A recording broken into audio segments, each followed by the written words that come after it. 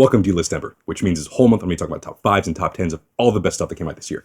And today we're going to be talking about the best games of 2016. And my god, the amount of games that came out this year that were just utterly fantastic was just crazy. So much so to the fact that, a little bit of a disclaimer, number 1, 2, and 3, the top 3 in this list, are so interchangeable and so perfect in my eyes that they're pretty much a three-way tie for first place. So if you have a problem the way they're ranked, I understand you completely. I understand the basis of your arguments. This one deserves it. I get it. But just look at it as a three-way tie. I'm going to rank them, yes, but that's just the way I feel about it today. It could easily change tomorrow. Also, yes, one rule in the whole list. No remasters. Skyrim Special Edition. Sorry, but not sorry. You can't be on this list. I know you're a great game, but you're not new.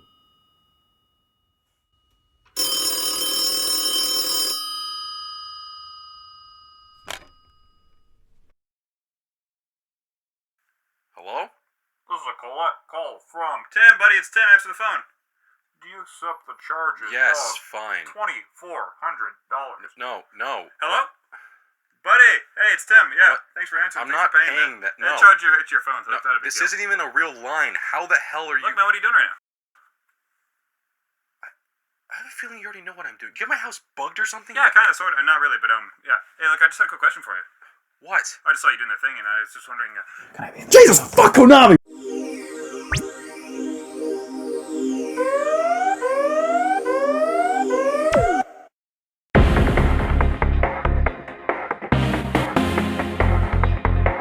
Now, it's essentially not that great of an actual game. I mean, it functions, but it's pretty buggy, and at least at launch, and it's just very simplistic.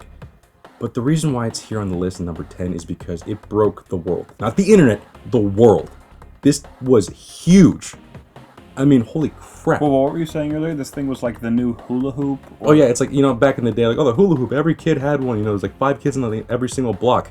No, here, everyone, on the boardwalk, on the freaking wharf, there were just tons and tons of people just walking around looking for Pokemon. Dude, like grandmas, old ladies, people who don't even know what Pokemon is. Yeah, walking around, just enjoying, just catching Pokemon. It was just an experience that was brought from the video game world to the real world, and it was amazing. Just the experience. As a game, it's okay. I mean, compared to, like Pokemon Sun and Moon, I mean, those games are far better. Right.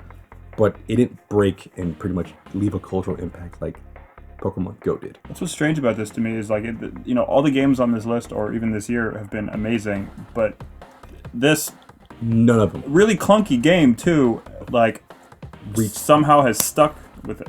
Yeah, and it reached the apex that this game did. So, Yeah. yes, as a game, it's okay, but it deserves a spot on this list because of what it did. Not what it is, of what it did.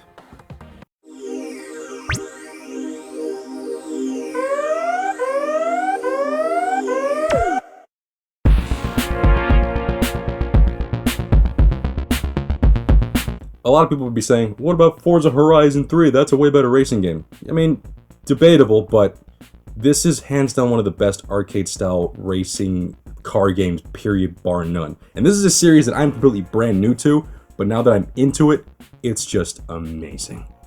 This game, though, is extremely difficult in, like, the best way possible. Easy to pick up and play, but Anybody can touch it. That's what's different. But my comparison here is it reminds us like of Demon Souls. It's a game you have to pick up, you have to play, you have to fail over and over and over again until you get good at it. And when you succeed, oh, does it feel good? yeah, and also it's like, oh, you failed again. You can instantly restart. Oh, you messed up? Let's do it again. Again, a game I think anyone can play because it's not necessary. I mean, yes, it's a racing game, but it's more satisfactory to get past some of these crazy levels than it is to even win the race at a lot of times. Not only that, you could even create your own crazy levels. So this just has hours and hours and hours of just content. Not to mention the multiplayer is some of the best I've seen. And it's not even competitive. It's just who gets the top spot. It's just fun. And there's VR for this too, correct? Oh yeah. VR in this is pretty okay. I mean, I was stoked to play this in VR, but so far it's okay. It's not vomit-inducing like I wish it was. I'm the kind of person who would like to play this thing and just go crazy. I built a certain track directly for this, but they only have this special VR mode with special tracks. But regardless, it's still an amazing game. But speaking of VR,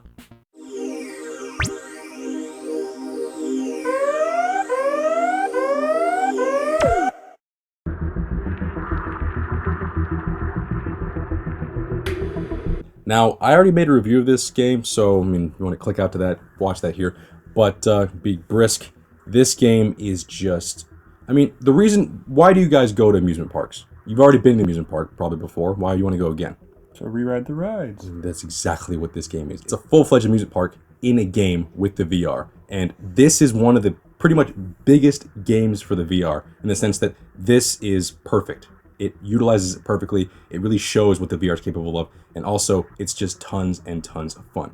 It really says something about the game that it's that fun, and it's also like a rail shooter, sort of. I mean, literally, you're on a rail the whole time, but... It's still just that much. It makes you feel like you're going back to an arcade / amusement park. But not in a lazy way. Yeah. It feels natural and it feels real. And not to mention, it's also pretty freaking scary. I freaking love that.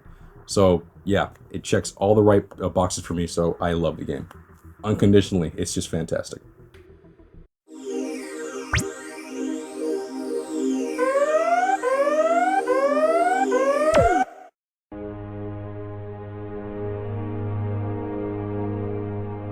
Another game I've also reviewed, but let's go into more detail with this one. This game is beautiful. I don't know how much time I spent just looking at sunsets in this game, and I don't do that normally in video games. Yeah, and that's mostly due to the fact that the art department they just did their job freaking perfectly. It's just beautiful, and not to mention, like, yes, the gameplay is very simplistic, but the story and the characters is the reason why you stick around here. Yeah, rarely do you find a game where it has multiple endings that you really want to beat the ending. But Ray beat it one way, I came over, played it, and then I started making choices that he never made, and he was like, why would you choose that one? And I was choosing things that I thought people normally wouldn't pick. And by the end, I was so heartbroken by what I'd done. And yeah, granted, some people may say, oh, this is a very underwhelming ending, but the reason why, like, you were heartbroken, and like, because it gives you a very somber tone throughout, and it feels real. Like, you get invested, you feel like you care about these characters, and by the end of everything, it's just like, it's like a cloud of smoke, just, or like gone. Yeah, it's like that. You're there for the experience. It's a great game, simplistic, but... And hilarious. Yeah. Some of the dialogue in this... The dialogue is especially one of the main reasons you fall in love with the characters. He's the world's biggest smartass. Well, if you choose to be. Yeah, some of his quips in the thing, though... God damn it. Yeah, great writing. Just an overall masterpiece through and through.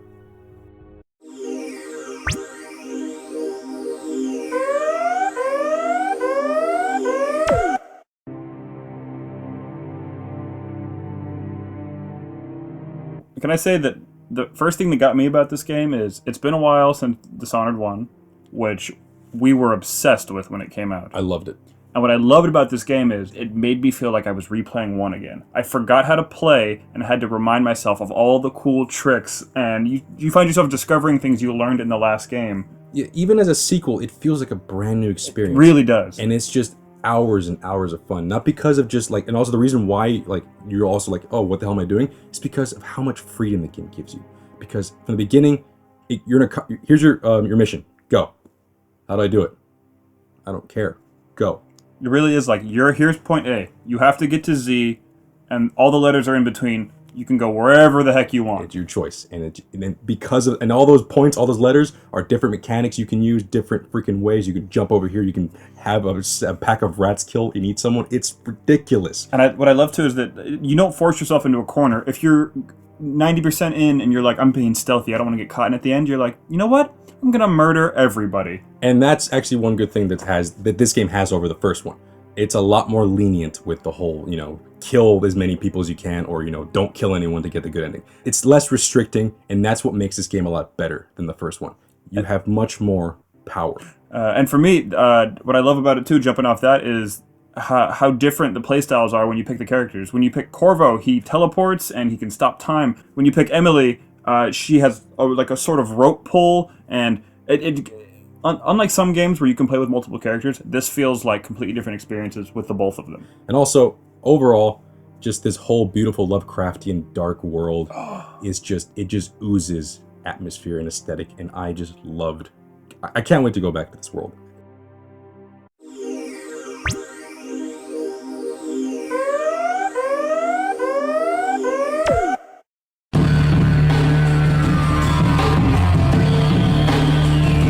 Can I say something? I thought this series was dead in the water. This is my biggest surprise of the year. like you just said, this series is dead. Doom 3 was great for the time. It's dated. And Doom 1 and 2, dated to all hell. We won't even mention that damn movie. But yeah, this game is one of the most fun, action-packed, fast-paced shooters I've ever played in my life. And it's essentially just a love letter to the original games. It moves just like the original games, but it feels so fluid and so great with today's mechanics and like graphics. I don't know. This game is just fun in the best, most carnage-inducing way. It celebrates like old school gaming where it's just guns and blood and demons. Also, I love the story because of how, just blood and guns, and that's the story. That's the story. It starts off with you in the middle of a freaking Mars base. Everything's gone to shit. Everyone's telling you, hey, we need your help. And, the Doom guy says nothing. That's his name, by the way. Doom guy. There's no name. He just pretty much goes around and just kills everything. Doesn't care. I mean, he's acting like Ripley from Aliens. Like, just, walking around like, you dumb motherfucker. What did I tell you was going to happen? So when they're asking him, hey, can you, turn off this filter without destroying it? Breaks it in, shoots it with a shotgun. What are you doing? Fuck you. That's the response the Doom guy gives you. Fuck you.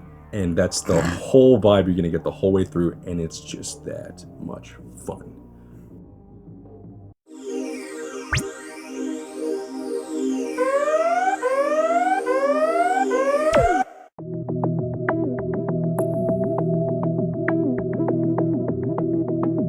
Not only is this the best indie game of the year, this is possibly one of the best ever made. Bar none. Period. That's it. It's a fantastic game, and don't let anyone ruin it for you. You just need to experience it for yourself. I mean, holy crap. I was hesitant, not because the game looked bad, just didn't feel like playing a video game. He was like, sit down, take the controller, shut up. You start, and immediately you're like, that's strange. I won't ruin anything for it, but what we were noticing is it was very different watching my playthrough versus him and our friend Kevin's playthrough. Not only that, like, I enjoyed myself playing through this game through other people. Like, I'll like, oh, you play this game, and I'm just gonna watch. I'm just gonna observe you and see how solve this puzzle or how you just go through the game. Like, it's that much fun where you just want to see how other people react to the game. You want to see how other people how they react to certain situations, certain puzzles, certain events in the game that pretty much just throw you for a loop. Overall, this game is just thought-provoking, it's intriguing, and it just gets you in a very deep, it hits you in a very deep emotional level. I don't think there's any game out there, too, that'll give you this experience. I thought I knew what I was getting into. I've played Limbo. I love Limbo. And that, I thought, was one of the pinnacles of, 2D platformers. No. Limbo is shit compared to Inside. And I love Limbo. I didn't realize they could make a game this good.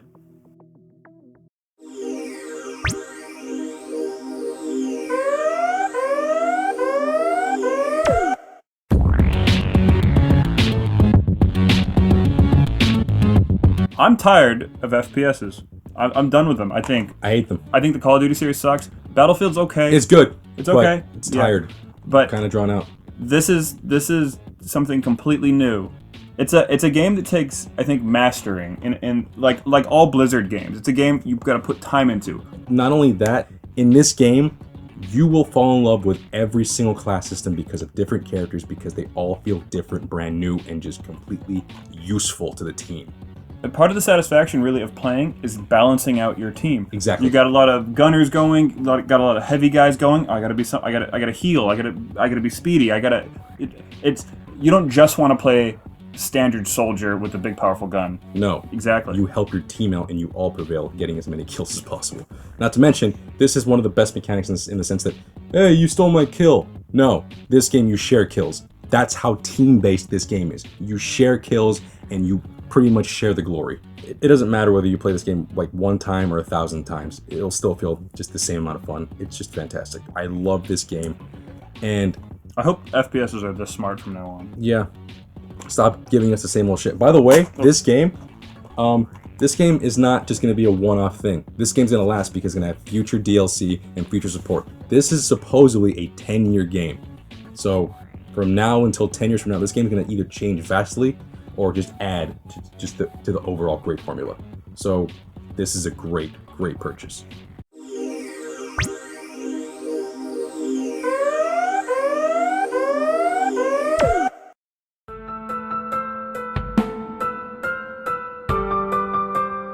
This game has been in development for 10 years.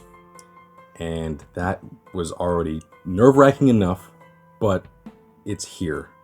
And my god, I can honestly say that it was worth it. I thought it was going to suck. So did I. I mean, I was completely hesitant because holy shit, how is this game taking so long? But the real reason why they were taking so long is because they were really just putting in a lot of effort and just so much passion into this game. I mean, the gameplay is just fluid and fast, and it's perfect. Yes, the camera has a couple issues, but it never actually destroys the pacing of actual, combat. The story, while it seems convoluted at first, but if you actually sit down and look at it, the lore is so vast and so rich that you can literally make so many more games from that lore, and they should. It really is like your standard. It has all the standard RPG elements you're looking for in a Final Fantasy game. Yeah. The only difference for me is you're physically battling versus, which has been a thing in other games, but this one, legitimately, you actually battle. You go in, you are actually attacking, you're pressing the attack button. It's a hack and slash, essentially. It's like a Kingdom Hearts, but...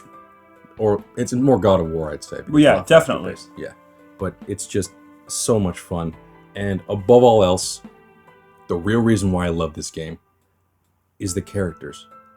What at first seemed like just a bunch of stock characters, you end up cherishing by the end, and you just fall in love with not only them but the whole story and the lore.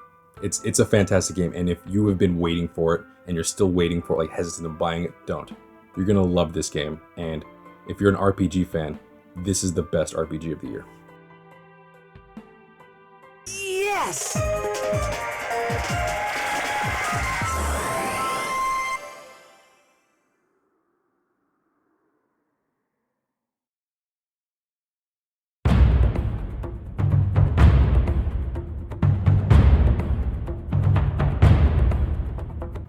Now, I've also reviewed this game prior, but still, I cannot get enough of this. So, first off, I want to mention the graphics. They are... Look, I don't care about graphics in video games, but when they're this perfect, you gotta point them out. I was kind of shocked. I thought it was actors when I saw all the trailers and the CG videos. Yeah, it's like, that can't be real. That can't be real gameplay. That can't be in-engine. It is. It looks freaking almost... It looks picture perfect. Like, photorealistic graphics, and the characters do a fantastic job with this facial muscles, the small little things, the mocap, everything is done perfectly, and the voice actors do an amazing job. They make you care about the characters, and above all, that's why the story works so well. And with no hyperbole at all, and after, sitting on this for about 6 months, I can say it. I still believe that this game is better than Uncharted 2. And that is saying a lot. It's funny, when I think about these games, they remind me so much of movies. They're so cinematic. People had problems with 3, 2 is a masterpiece, and then 4 comes out, and just blows me the fuck away. The addition of the rope mechanic. Which at first seems like, oh, it's going to be, climbing around. No, it vastly changes the game, and it just feels so much more fluid and fast-paced because of it. As I mentioned before in the other review, you will be climbing about 70% of the time in this game, but thanks to the rope mechanic, it never gets old. It feels always fresh and new. And when integrated into the combat too, I don't know, it completely changes the game for me. And the previous games, the multiplayer has always been good. Oh my god. But fighting people, swinging around like Tarzan, oh, it's just so satisfying to just loop around somebody, get your kill, and when they thought they were going to get the better of you. A great connection, a good segue there. It's like, yeah, the story mode is already worth the price of admission, but the multiplayer is the reason why you're going to play this game years on from down the line. Like, this game is just perfect. Like, it's easily in my top 10, and that's a hard list to get into. Naughty Dog, you strike gold every fucking time you open your damn yapper, and this is no exception. Uncharted 4 is the best game, at least in our eyes, of the year.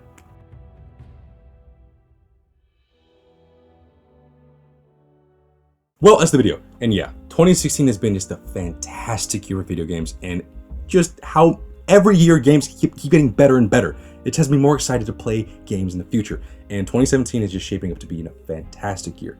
It really has been a great year for pop culture. I mean, that's what this whole month's about for us. I mean, all things considered, 2016 has been a very shitty year. Yeah, but for pop culture.